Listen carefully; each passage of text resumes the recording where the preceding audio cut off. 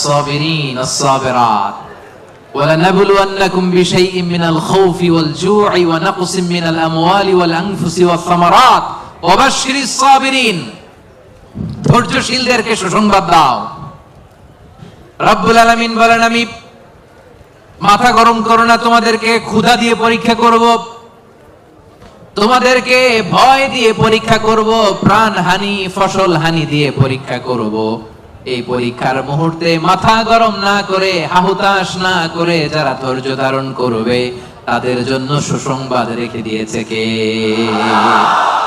Saverin সাবিরাত, ধৈর্যশীল হবেন আর ক্ষমা করে দিবেন মানুষকে, রেগে যাবেন না, ক্ষমা করে দিবেন। ক্ষমা করলে আপনার হৃদয়টারে প্রশান্ত করবে কে? এজন্য আল্লাহ বললেন, আস-সাবিরিন ওয়াস-সাবিরাত, ধৈর্যশীল নরনারীদের জন্য আমি রব্বুল আলামিন ক্ষমা প্রস্তুত করে রেখেছি, তাদের জন্য প্রস্তুত করে রেখেছি মহা প্রতিদান।